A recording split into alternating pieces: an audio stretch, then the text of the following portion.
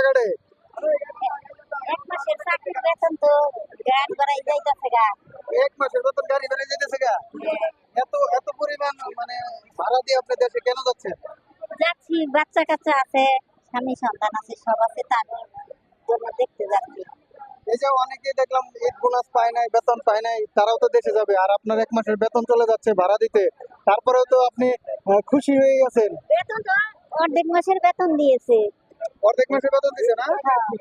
কেন অর্ধেক মাসের বেতন কেন দিছে? পুরো দেয় নাই? পুরাটা দেয় নাই, সেই বেতনটা এখন গাড়ি ভাড়ায় চলে যাইতেছে। তাই তো যাইতেছে। তারপরেও আপনার মুখে হাসি, অনেকদিন পর আত্মীয় স্বজনদের সাথে দেখা হবে, তাই না? ঠিক আছে, ভালো থাকবেন।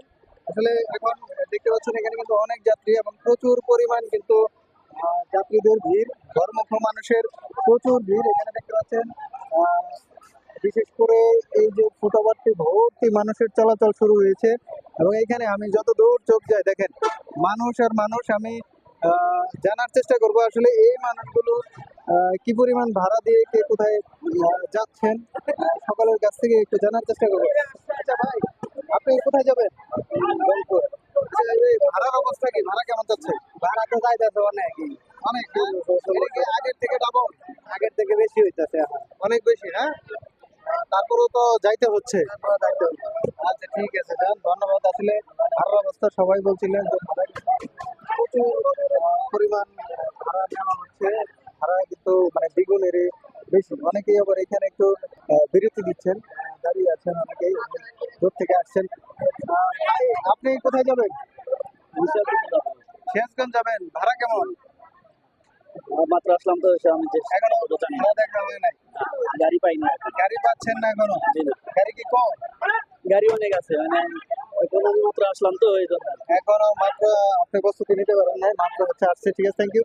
একটু দেখতে পাচ্ছেন যে এখানে কিন্তু প্রচুর পরিমাণ যাত্রী, বলবো মানুষজনের ভিড়, তারা কিন্তু হচ্ছে ঘরে ফিরে যাচ্ছে। আমি আসলে জানার চেষ্টা করছি যে কোথায় কোথায় মানুষ আসলে কোথায় কোথায় যাচ্ছে এবং ভাড়ার অবস্থাটা কি, এটা আসলে জানার চেষ্টা করবো।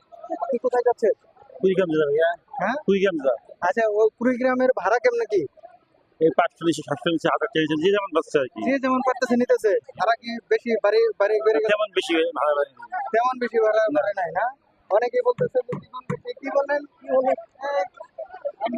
আমরা একটু জানতে চাই এখানে এই আপু আপু আচ্ছা, ভাড়ার অবস্থা কি যদি একটু বলতেন?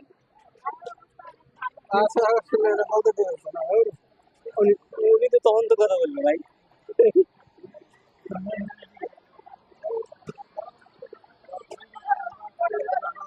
সরাসরি যে এখানে দেখতে পাচ্ছেন, এখানে কিন্তু এই যে বাসে অলরেডি টাকা হচ্ছে, ডেকে ডেকে ওঠানো হচ্ছে। ভাড়ার অবস্থা সরাসরি জানার চেষ্টা করছি।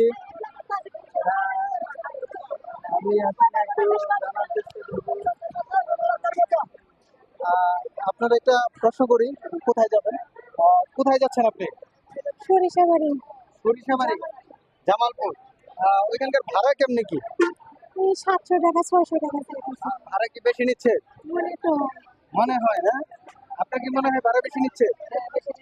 বেশি নিচ্ছে, আগের থেকে বেশি না? তো তারপরে তো বাসায় যাচ্ছেন, এই যে সবাইকে নিয়ে ভালো তো লাগছে। ভালো কই লাগতেছে, গরম গরমে তো না যাওয়া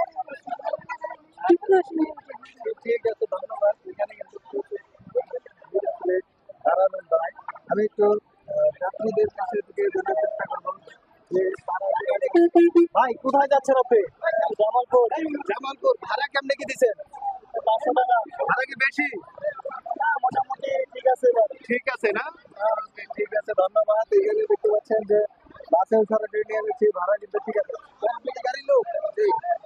কোথায় নিয়ে যাচ্ছেন গাড়ি আজকে? জামালপুর। জামালপুর, ভাড়া কেমনে কি নিচ্ছেন? ভাড়া 500 টাকা জনপ্রতি। 500 টাকা, এটা কি আগে তাই ছিল? না, এটা এখন ঈদ বাজার একটু একটু বাড়িয়ে নিচ্ছেন না? মানুষ দিচ্ছে তো, দিয়েও যাচ্ছে, তো একটু ভাড়া বেশি হলো কিন্তু আসলে মানুষদের নিয়ে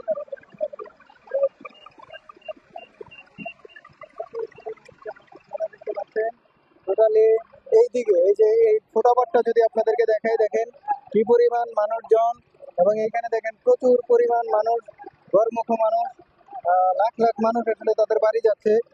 খুবই চমৎকার লাগছে আসলে দৃশ্যটি দেখে।